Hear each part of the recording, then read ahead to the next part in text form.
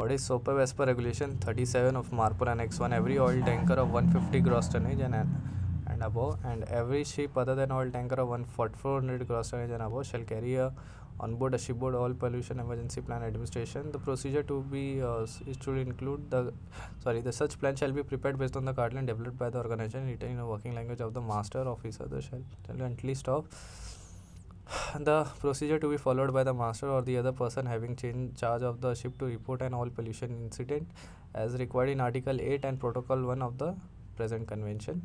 The list of authorities or persons to be contacted in the event of an oil pollution incident, a detailed description of the action to be taken immediately by the persons on board to reduce or control the discharge of oil following the incident, the procedure and point of contact on ship for the coordinating the procedure and point of contact on ship for coordinating shipboard action with national and local authorities in combating the pollution. Content of SOPEP manual: preamble, reporting requirements, steps to control discharge, national and local coordination. Appendices: vessel information or vessel oil spill, equipment on board, vessel traffic response team, oil organization, training and exercise program.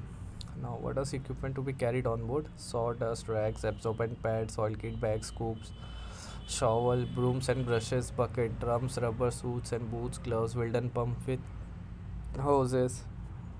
What is IOPP? The certificate required to be carried on by oil tanker 150 gross tonnage and above and other ship of 400 gross tonnage and above. The certificate signifies that a ship has been surveyed in accordance with Regulation 6 of Annex 1 of the MARPO, and that as the survey shows that a structure, equipment, system, fitting, arrangement and material of the ship and their condition are in all respects satisfactory and the ship complies with the applicable requirement of the annex. In addition to the certificate, a supplement to IOPP must be carried, a document that lists the equipment covered by IOPP survey. Surveys required: initial survey, renewal survey not exceeding 5 years, and intermediate survey within 3 months before or after second anniversary or within the 3 months before or after the third anniversary date of the certificate, which shall take place of one of the annual survey within 3 months before or after each anniversary date of the certificate. An additional survey, either general or partial according to the circumstance, shall be made after the repair. Contents of the certificate: name of the ship, distinctive number or letters, port of registry, gross tonnage, deadweight of the ship, IMO number, type of ships. IOP supplement to the IOPP. Form A, record of construction and equipment for ships other than oil tanker. Form B, record of construction and equipment for oil tankers. The content of this form given an overview of the equipment covered by the regulation in Annex 1.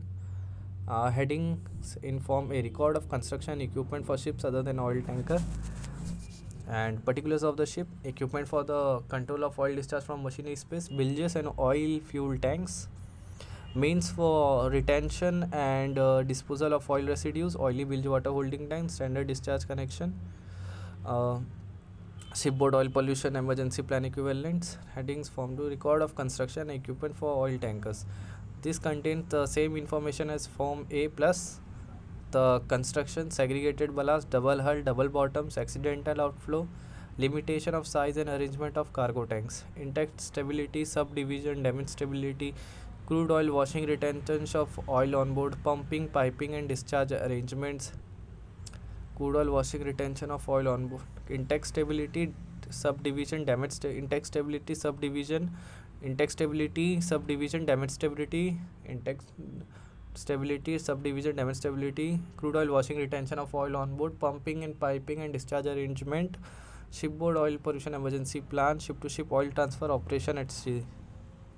Okay, now oil record book. Part 1, Regulation 17, every oil tank 150 and above non 400 gross tonnage, entries to be made in ballasting or cleaning of oil fuel tank, discharge of dirty ballast or cleaning water from oil fuel tanks, collection and disposal of oil fuel residues, and discharge overboard or disposal otherwise of bilge which has accumulated in machinery spaces, bunkering of fuel or bulk lubricating oil, bunk condition of the oil filtering equipment. Now one for Part 2, Regulation 36, a loading of oil cargo, internal transfer of oil cargo during the voyage, unloading of the cargo, ballasting of cargo tanks and dedicated clean ballasting, discharge of ballast, cleaning of cargo tank including crude oil washing, discharge of ballast except from the segregated ballasting, Discharge of water from slop tanks.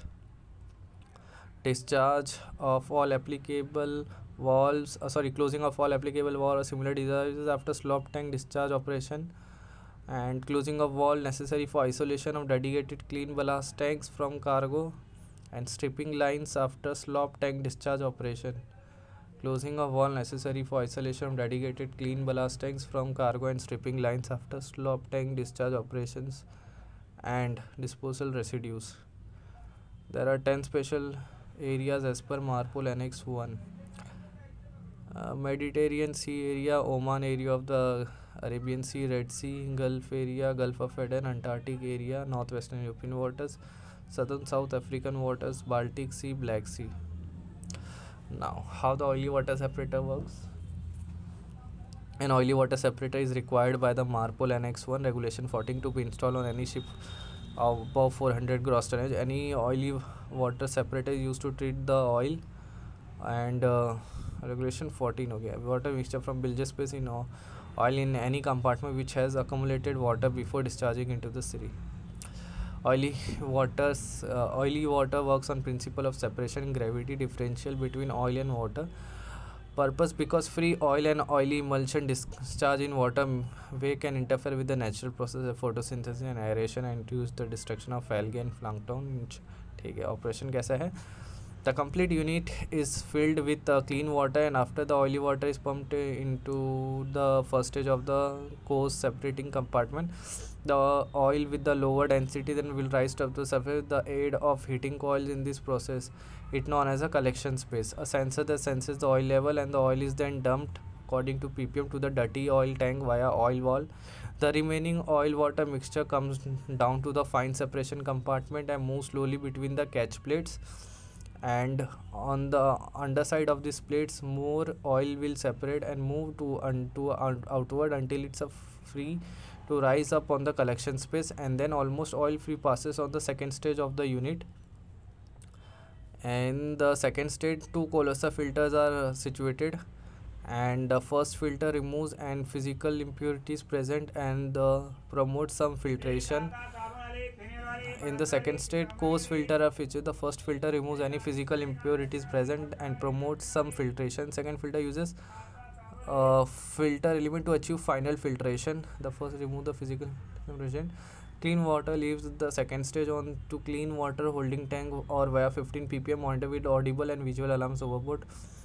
OWS have alarms and automatic closure devices which are activated when oil storage content of the water exceeds a certain limit. And 15, the oil storage content of the wastewater exceeds a certain limits. Now, function of ODME. Oil discharge oil tank 150 gross ton and above shall be equipped with an ODME. Carry different types of oil in cargo tank, and it's often happened that discharging of oil cargo in some port the ship sail without any cargo to some other destination. In order to do so, it has to take some ballast from the sea to get better draft and stability. For this reason, ballast water is taken into the cargo tanks where generally oil cargo would have been carried. It is not that ballast water carried in the cargo has to be discharged out at sea before the next port. Therefore, oil discharge monitoring ODME is used to prevent the pollution ocean by oil due to discharge from the ballast and bilge spaces. And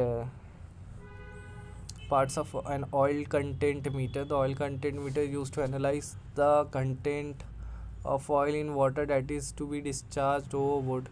This oil is exposed in parts per million. The flow rate of the oil water to be discharged is measured at the discharge pipe. The computing unit calculates the oil discharge in liters per nautical miles. The overboard valve control system, and the auto control valve is installed at the overboard so that it must closed and stop the discharge with permissible limit has been reached. The oily mixture is pumped to the sea through ODME. A sample probe and a flow meter sensor is connected to the discharge pipe before the overboard valve to sense the oil content and flow of the mixture. The data provided by two sensors are fed in control unit where it is analyzed and discharge valve is controlled by the same. If the control unit senses that rise the pp and flow comparing to the permissible, it will shut the overboard valve and open the recirculation valve, which is connected to the slop tank of the ship. Now, oil tankers of 150 gross tonnage and above shall be provided with a slop tank arrangement. Adequate means shall be provided for cleaning of the cargo and transferring the dirty ballast residue and tank washing from cargo tank into a slop tank arrangement by the administration. The total capacity of the slop tank or tank shall not be less than 3% of the oil carrying capacity of the ship, except that the administration may accept 2% for tankers with efficient tank washing systems, inductors utilizing water already present for washing and driving fluids, 2% when segregated ballast tanks or dedicated clean ballast tanks are provided, or where a cargo tank cleaning system using crude oil washing is fitted, 1% for combination carrier where oil cargo is only carried in tanks with smooth walls. A vessel response plan is comprehensive document developed by vessel owner and operator which is then submit. What is VRP? A vessel response plan is a comprehensive document developed by the vessel owner and operator which is then submitted to the USCG to outline procedures and resources for responding to oil or hazardous substances spill that may occur during the vessel operation. VRPs are typically mandated for vessels operating water under the jurisdiction of certain countries, especially the United States. The VRP includes the information about the vessel, contact information for vessel owners or operator, a list of zones that the vessel intend to operate, and clear identification of the incident management team. The people or group who is to notified in the event of spill. The Coast Guard is responsible for reviewing and approving VRP submitted by the vessel's owner against the national planning criteria. The Coast Guard regulatory requirement that outlines what must be included in the plan.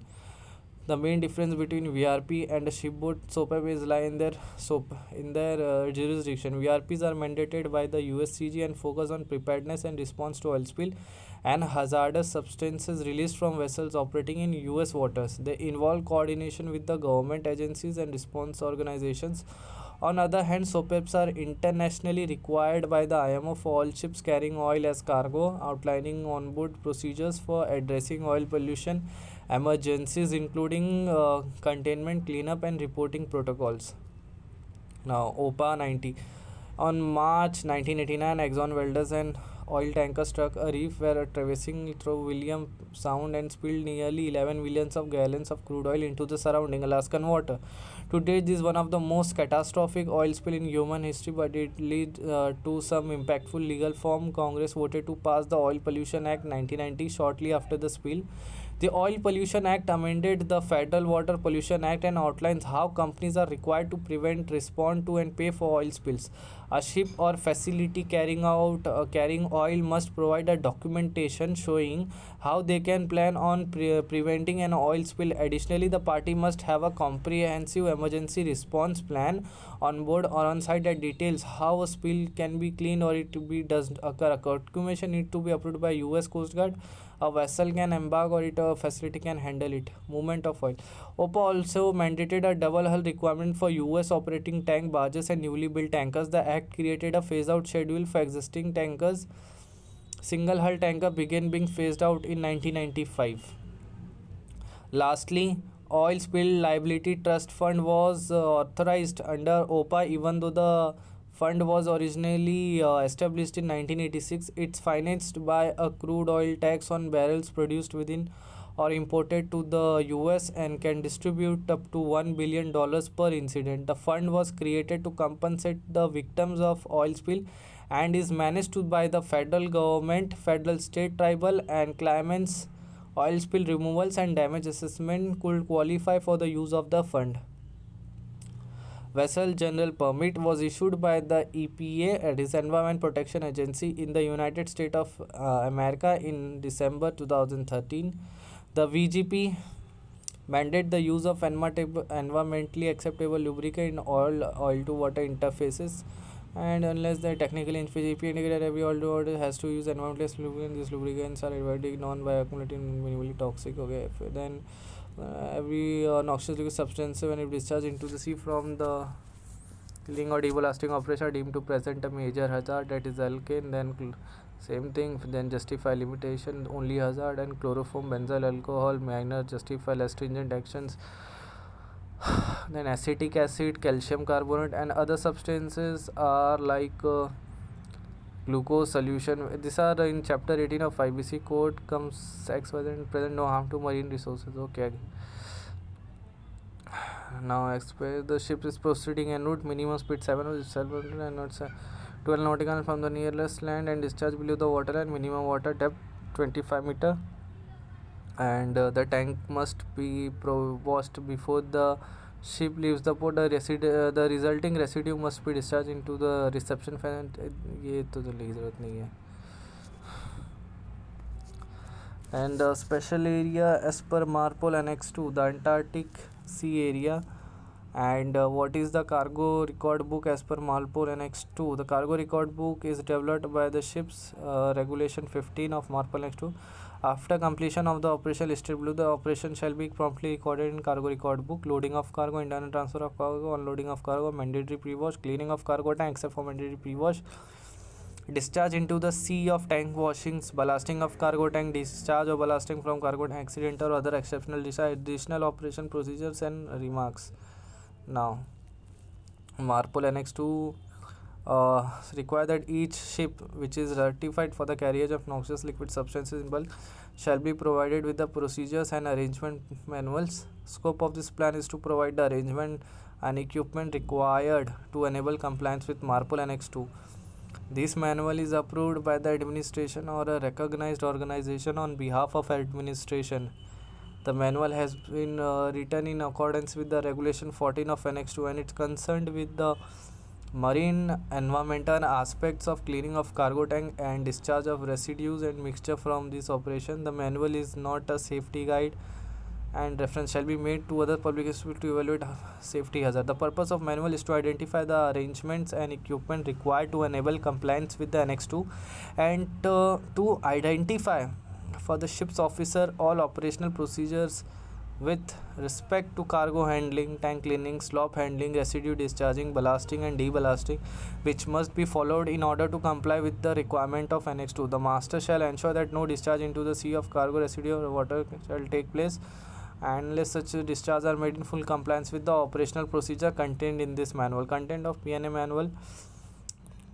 Main features of MARPOL 73-78 Annex 2. It lists all the regulation which apply regarding the P&A manual and details regarding XYZ and OS and non-liquid this and the requirement. It also lists the discharge criteria of NLS. Then description of the ship's equipment and arrangement, particular of the ship, general arrangement, substances allowed to be carried, cargo tank overflow control, description of cargo pumping and piping arrangement and stripping system, description of ballast tank and ballast pumping and piping arrangement, description of dedicated slop tank with associated pumping and piping, description of underwater discharge outlet for effluents containing noxious liquid substances, descriptions of cargo tank ventilation system. Section 3, cargo unloading procedure and tank stripping. Provides unloading and tank stripping procedure for ships personnel to follow during unloading. Section 4, procedures relating to the cleaning of cargo tank, the discharge of residue, ballasting and deballasting. What is shipboard marine pollution emergency plan? SEMP. Every ship, this is same as that. SOPEP, only for the noxious liquid substances. Sewage drainage and other waste from any oil form of toilets and unit drainage from medical premises, dispensaries, sick bag, etc. by wash bases, wash tubs and scrubber located in such premises. Drainage from spaces containing living animal, other waste with the mixed drainage defined below. Defined above. And holding tank means a tank used for the collection storage of sewage. Okay. And discharge criteria, regulations 11 for discharge of sewage. The ship must be employed sewage treatment plan section and is approved by the administration. It can discharge treated water beyond can discharge treated beyond 3 nautical mile from if it's coming and disinfectant, beyond 2 nautical mile if from the near if it is untreated, but the discharge must be gradual while the ship is underway. It does not be less than 4 knots. The ship has an operational and approved sewage treatment plan which has been certified by the administration to meet the operational requirement referred to in regulation 910 of the Annex 6. The test result of the plant are laid down the ship's international sewage pollution prevention certificate. The influent shall not produce a visible floating solid nor cause discoloration of the surrounding water. Special area as per Marpol Annex 6, Baltic Sea. What is the sewage? Okay, the most preferred type of sewage treatment plant is that involving aerobic bacteria. The anaerobic bacteria are equally capable of decomposing and breaking down the sludge, but during the process they generate the release harmful gases such as H2S and methane, which are toxic and dangerous for aquatic organisms. Components of sewage treatment plant: screen filter, settling sediments chamber, activated carbon chlorinator, air blower, discharge pump, floating and level switches.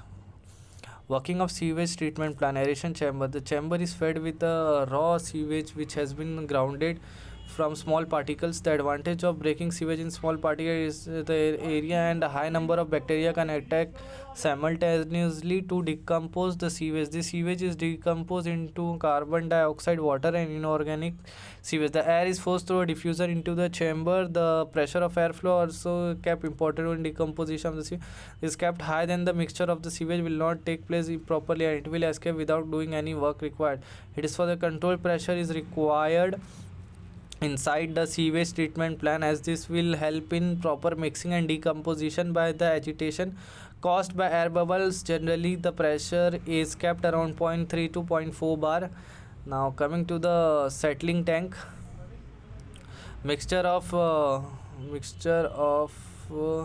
well, the mixture of liquid and sludge is passed to a settling tank from the aeration chamber. The saline and the sludge settles at the bottom and cleared liquid on the top.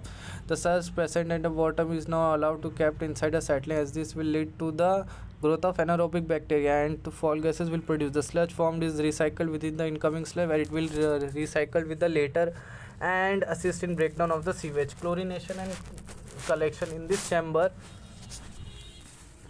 chamber, the clear liquid produced from the settling tank is overflown and the liquid is disinfected with the help of chlorine. This is done because of the presence of E. coli bacteria present in there. To produce this back to acceptable level, chlorination, however, to reduce the E. coli, the treated liquid is kept for a period of at least 60 minutes.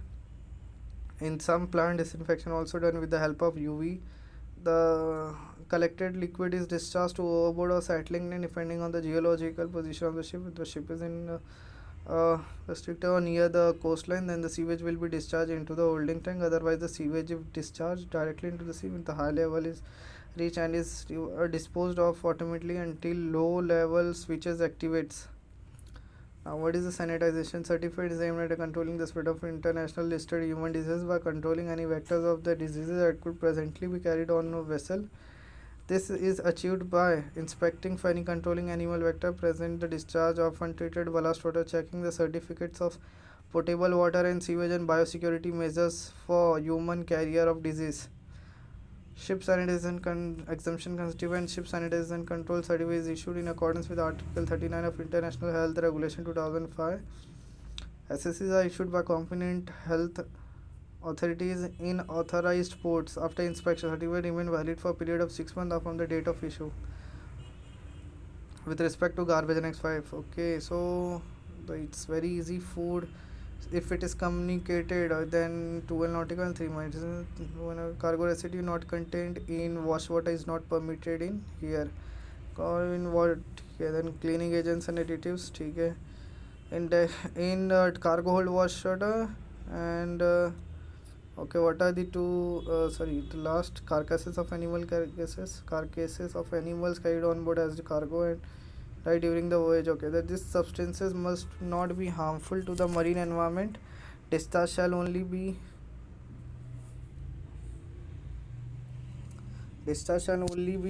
carried if both the port of departure and the next port of destination are within the special area, and ship will not transit outside the special area between these ports.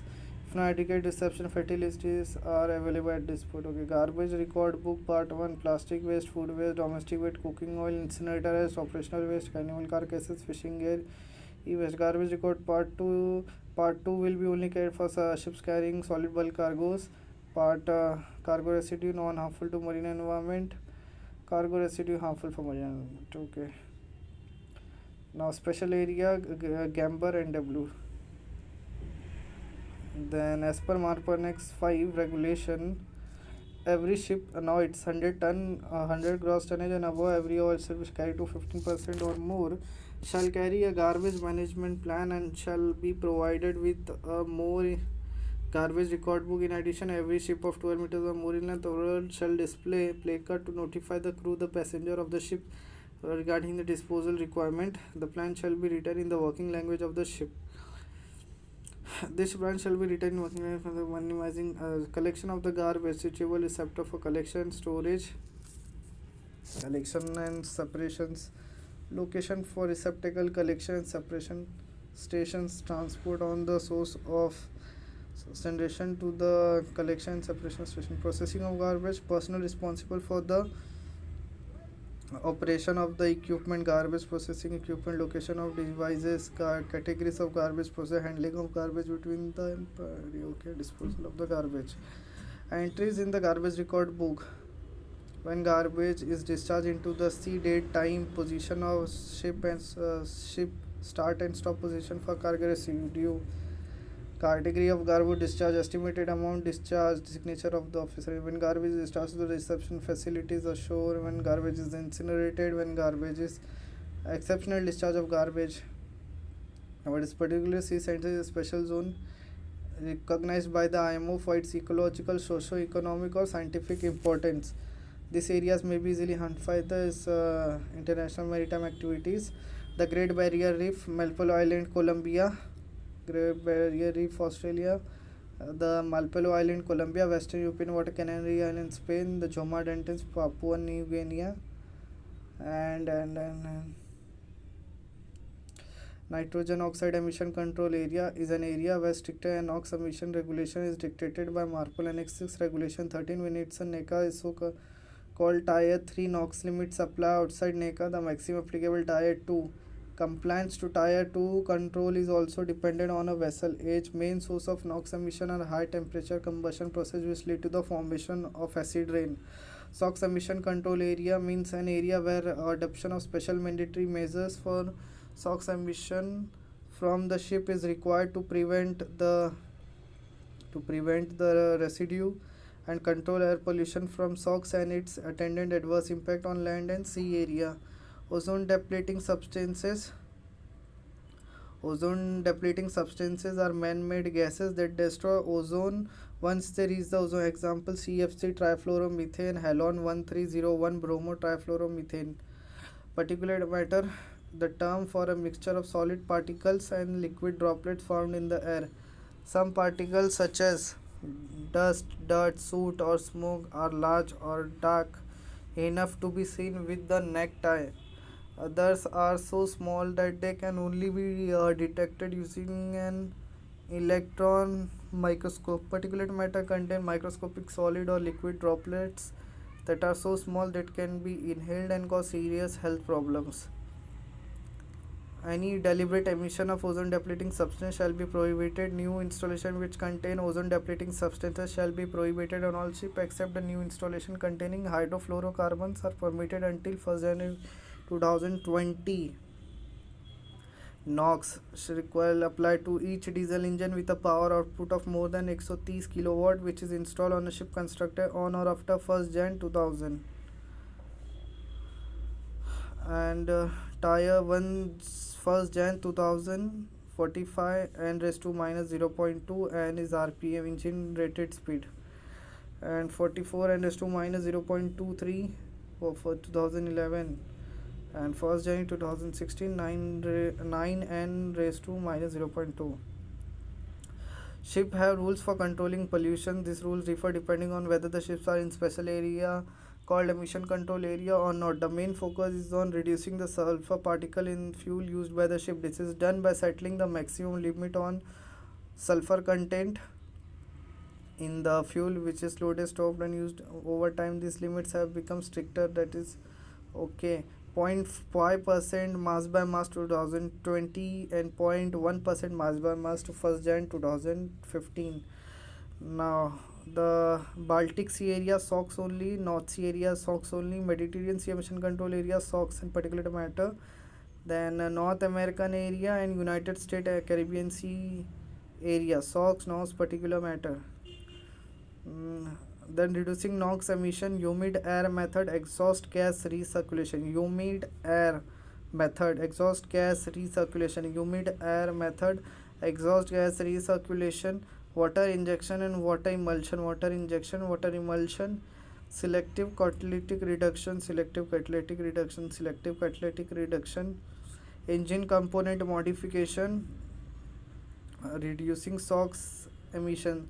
Use of low sulfur fuel oil. It is expensive but most commonly used method to comply with Annex 6 of MARPOL while entering emission control area or emission control area. Exhaust gas scrubber technology.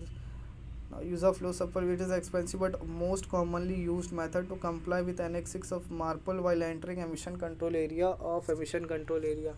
Exhaust gas scrubber technology. The exhaust gas from the engine is passed through the scrubber tower where a liquid showered over it. Fresh water blended with caustic soda is used as a scrubbing liquid which reduces the SOx to 95%. Scrubbing water is then sent to a water treatment effluent emulsion breaking plant, after which it can be discharged overboard.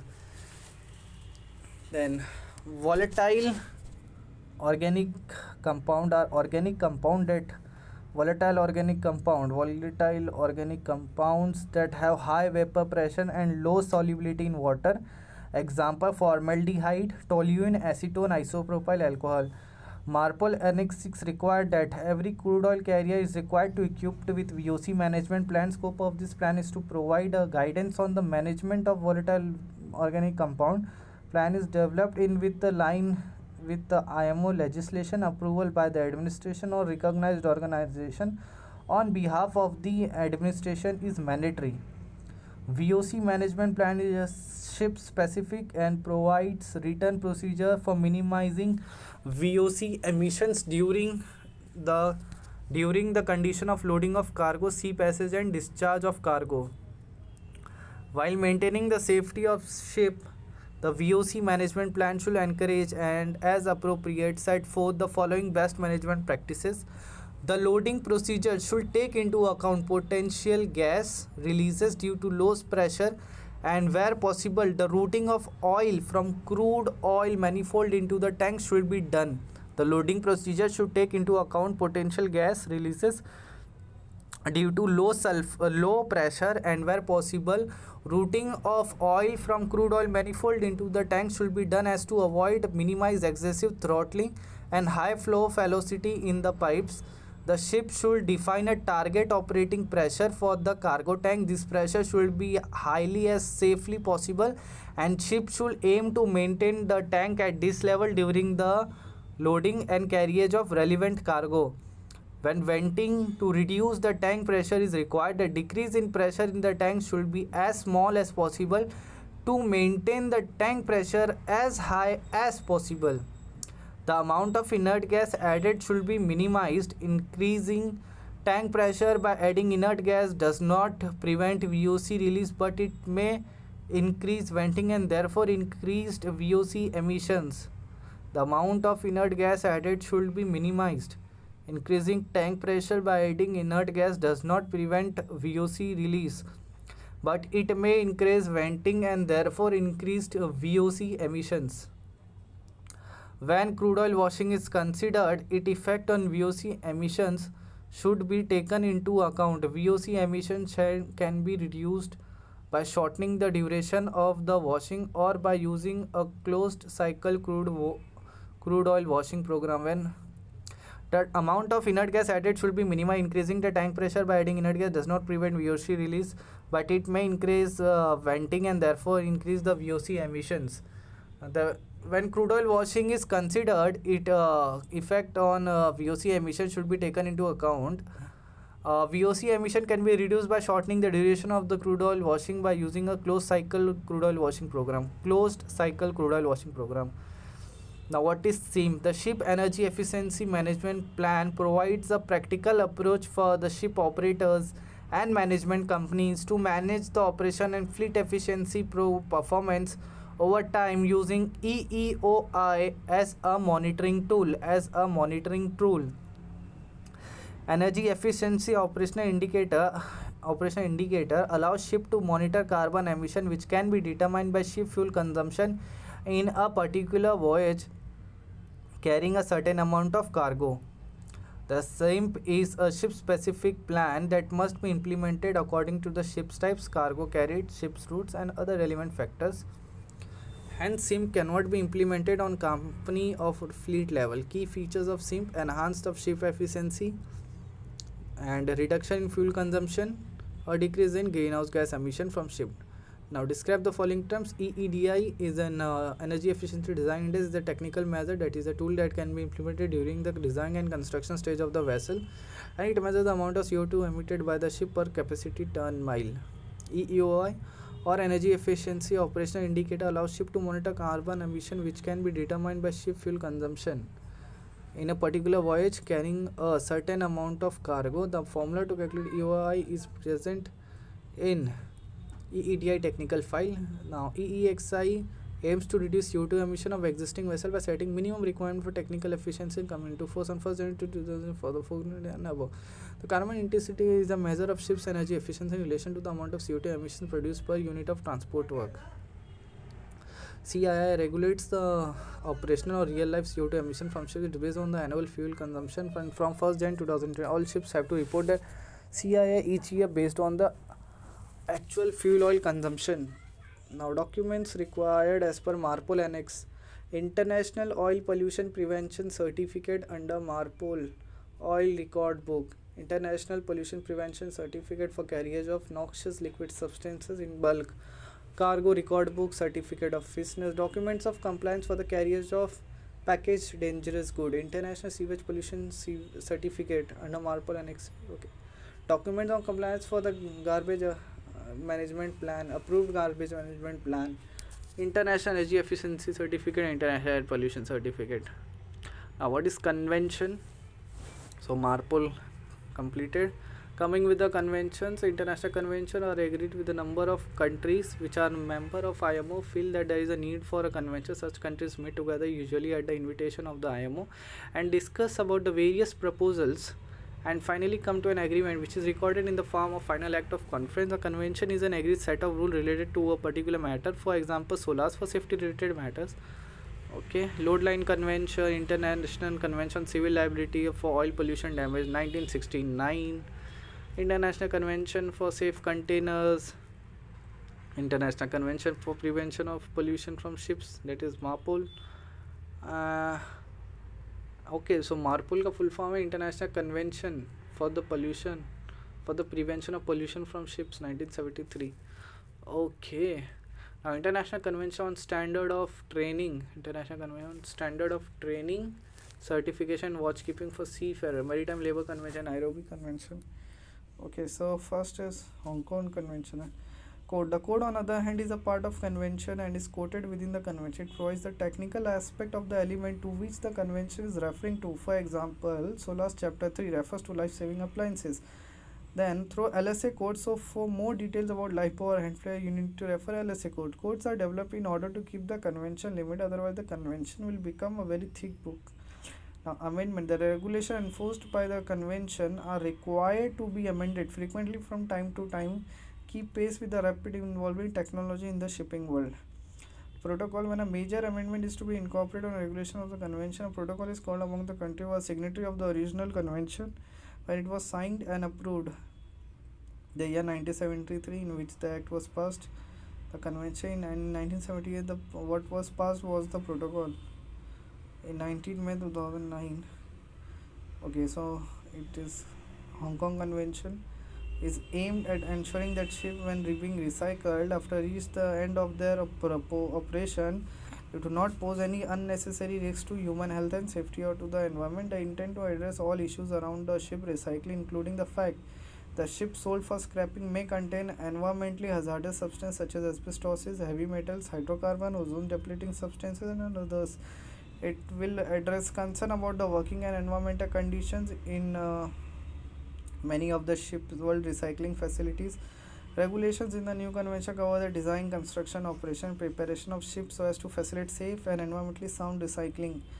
without compromising the safety and operations efficiency of the ships. The operation of the ship has been facilitated in a safe and environmentally sound manner, and the establishment of an approved enforcement mechanism for ship recycling and incorporating certification and reporting requirements. The Green Passport will be replaced by Hong Kong Convention after it come into force on 26 June 2025. The Green Passport is essentially an inventory of all the materials on board and a ship that may be hazardous to people's health or the environment and that requires careful handling, special awareness. The inventory accompanies the ship throughout its operational life. It is reviewed by Classification Society on a periodical basis and recertified every year. At the end of vessel's life, the inventory of the hazardous may help the recycling yard to formulate the safe and environmentally sound recycling of the in the ship. Helps to the raise the staff awareness of the materials present on board and required special handling, minimizing the impact of ship's operation on the environment. Helps to recycling yard to formulate the safe and environmentally friendly way of scrapping the vessel. Center compliance with the new regulations during the construction stage of new vessels. Ascertain the compliance with the new regulation during the construction stage of new vessel. Be ready to provide all the mandatory documentation for vessels in service and gain added. Be ready to provide all mandatory documentation for vessels in service and gain added value to the vessel. International Load Line Convention. In 1966, International Load Line Convention adopted by the IMO provisions are made to determine the freeboard of ships by subdivision and damage stability calculation. For determining freeboard of ships by subdivision and damage stability calculation, the regulation take into account the potential hazards present in different zones and different seasons. The technical annex contains several additional safety measures concerning the door, ring ports, hatchways, and other items. The main purpose is to measure the water, ensure the watertight integrity of the ship hull, ensure below the freeboard deck.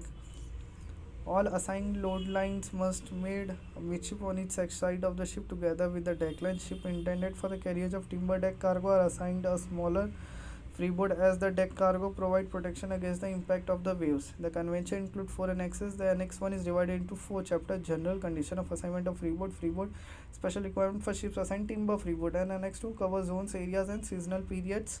Annex 3 contains certificates including the International Load Line Certificate. Annex 6 verifications of the compliance with the provision of this convention. Now, what is enclosed? The United Nations Convention on the Law of the Sea serves as a comprehensive rule book governing the various aspects of the ocean governance such as maritime boundaries, resource management, environment protection, and dispute resolution. And its extensive coverage across the different maritime issues has been earned in the nickname Umbrella Convention, analogous to an umbrella shielding various aspects of ocean governance under one overreaching the framework. UNCLOS, the United Nations Convention on Law of the Sea, covers a wide array of maritime matters. It delineates the rights and responsibility of the nation concerning the use and management of oceans and sea. Some key contents include rules on territorial sea, exclusive economic zone, shelves, navigational rights, marine exploitation of the marine environment. Overall, UNCLOS aim to establish a comprehensive legal framework for the governance of the world's ocean. Now, territorial sea. The territorial sea extends 12 nautical miles, contiguous zone 24 nautical miles. Have the coastal have the right to both prevent and punish the infringement of fiscal immigration, sanitary and custom law within its territory and territorial sea. Exclusive economic zone, coastal state claim an exclusive economic zone to its territorial sea and extends seaward up to 200 nautical miles from its baseline. Sea area, high seas, the ocean surface and the water column beyond the surface EEZ are referred as the high seas. Deck line is the horizontal line measuring 300 mm by 25 mm. It passes through the upper surface of the freeboard. Deck line disc is a 300 mm diameter and 25 mm thick round shaped disc. Horizontally line intersects is the upper edge of the horizontal line marks the summer salt water known as the plimsoll line. Horizontal load line disc. Load line disc is a 300 diameter of the ground shaped disc. Load line horizontal line intersect the upper edge of the horizontal line is the summer salt water is known as the plimsoll line. The load lines are horizontal lines are extended forward and aft. Vertical lines from a vertical line placed at a distance 540 from the center of the disc. They measure 230 by 25 mm. The upper surface of the load line indicate the maximum depth to which the ships may be submerged in different seasons and circumstances. Somewhere it is the primary freeboard line at the same level as the plimsoll line. Other load lines are marked based on this summer freeboard. Tropical, it is 1 by 48 of the summer draft marked above the summer load line. Winter, 1 by 48 of the summer draft marked below the summer load line. Winter North Atlantic, it is marked 50 and here is the catch: 1 by 48, 1 by 36. Lubber line, freshwater line is LTFLL. 1 by 48, 1 by 36 is on same level.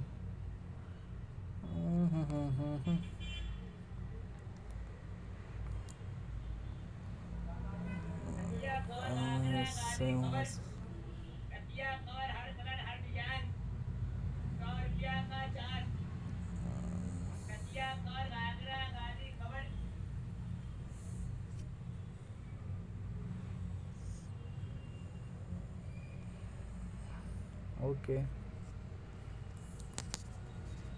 देखना पड़ेगा. And summer, it is the primary freeboard line at the same level as Premsa. Other load line marked are based on summer freeboard line. 1 by 48 of the summer draft marked above the summer load line. Winter, 1 by 48 winter North Atlantic marked as a 50 mm. Below the winter North line applies the voyage in North Atlantic during the winter, 36 degree of the during the winter months. Freshwater, it is the summer freshwater line. The distance between the S and F is the freshwater line. The tropical freshwater is the freshwater load line. In tropical, it is marked above the T and an amount equal to freshwater allowance. What is the Convention on Facilitation of Maritime Traffic Convention and what are its contents? The Convention on the Facilitation of Maritime Traffic was adopted by the International Conference on Facilitation of Maritime Traffic, Travel and Transport on 9th April 1965.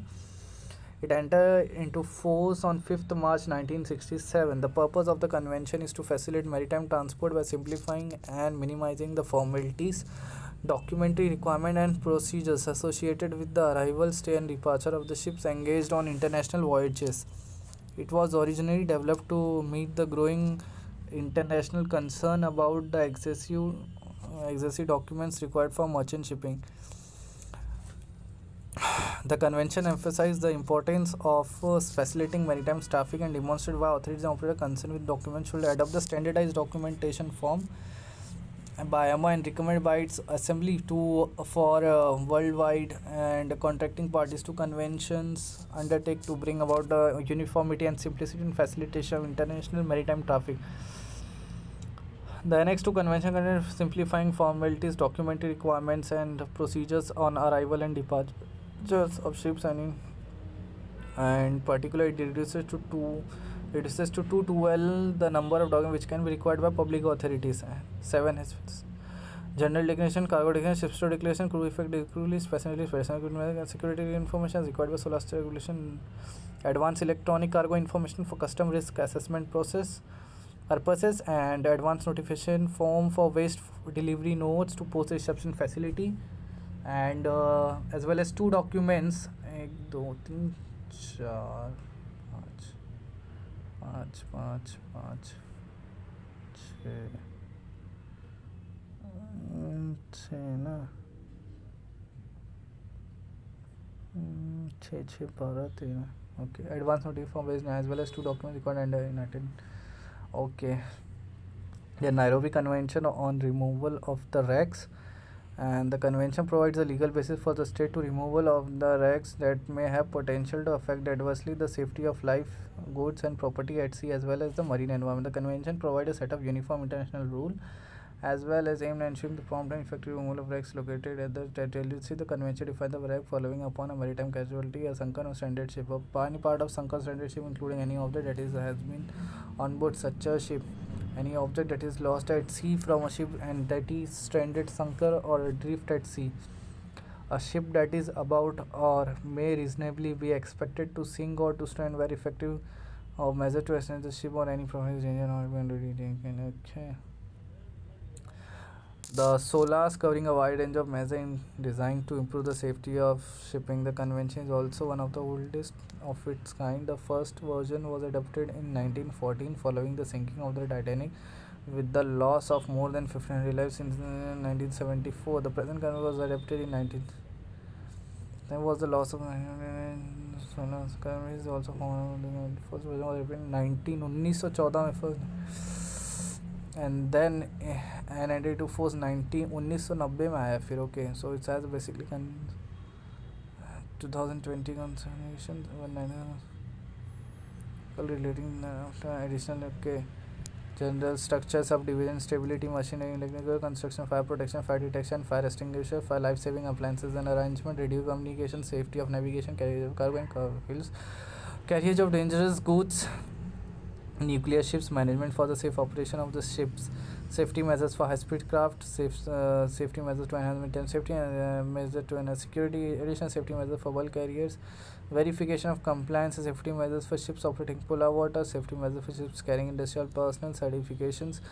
Part 2. Now this is all about SOLAS chapter part 1, and part 2 is about the certificate documents required by the carried on board the ship. Annex 2 list of resolution adopted by the SOLAS conferences to which all SOLAS is not applicable as per SOLAS chapter 1. The exception states that SOLAS doesn't apply to all unless stated as ships of war and troops cargo ship of less than 500 gross ton ships not propelled by machinery means wooden fishing vessels.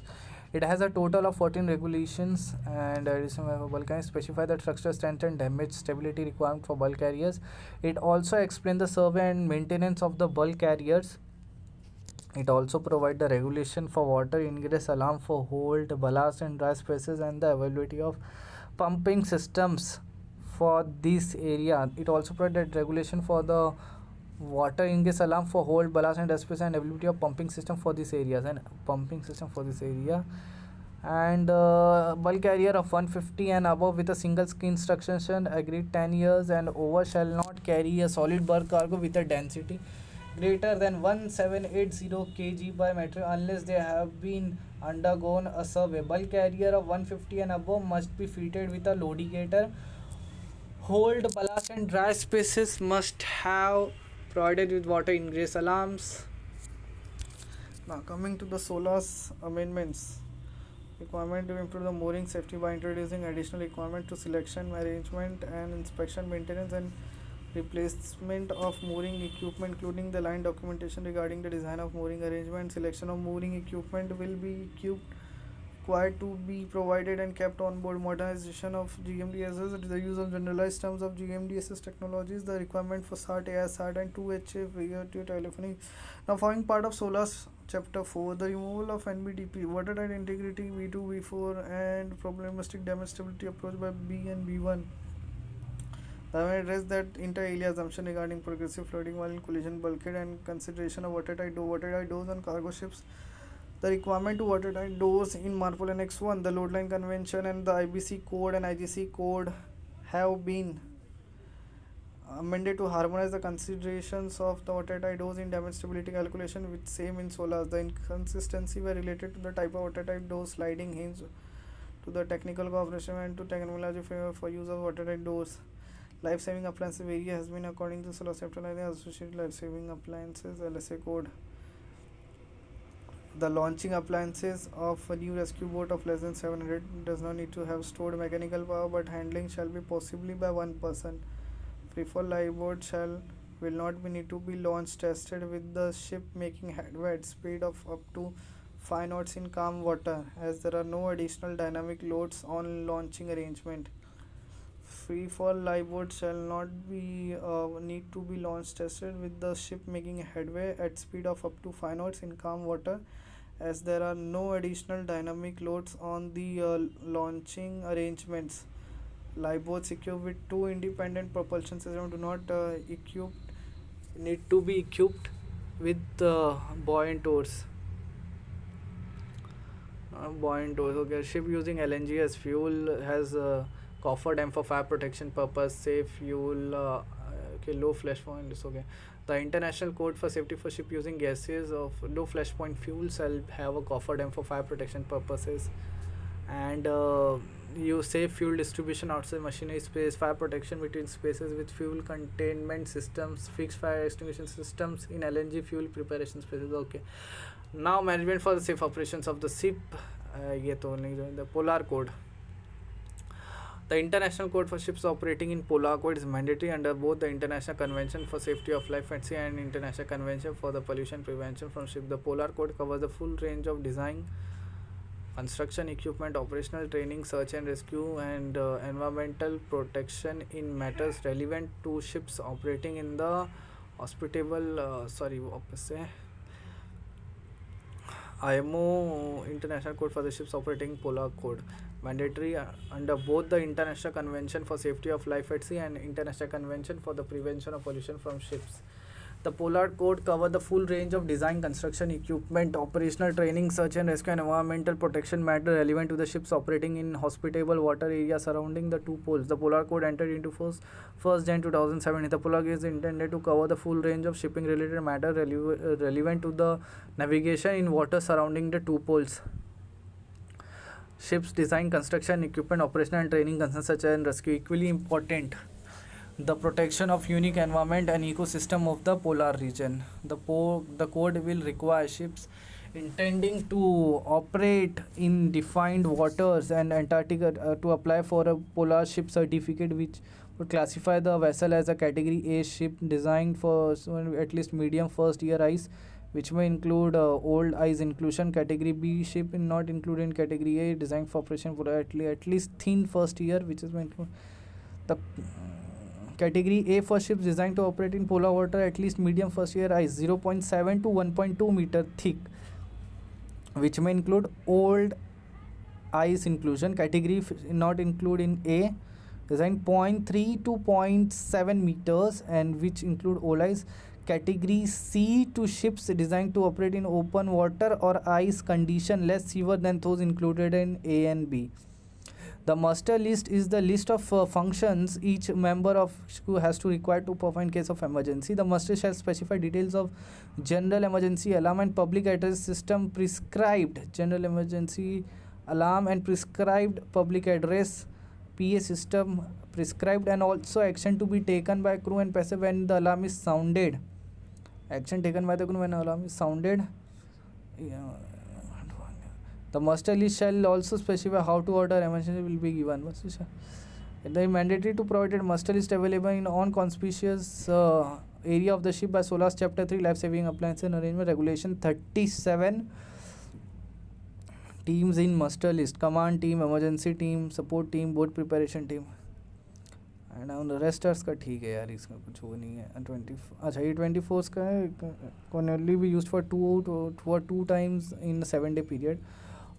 Contents of STCW: General Conventions, Master and Deck Department, Engine Department, Radio Communication, Radio Operators. Special training requirement for personnel on certain types of emergency occupational safety, security, medical care and survival functions. Emergency occupational safety, security, medical care and survival functions. Alternative certification and watchkeeping. STCW consists of Part A, mandatory provision to which the specific reference is made on annexed to STCW convention, which give in detail the minimum standard required to be maintained by parties countries in order to give full and complete effect to the provision of convention.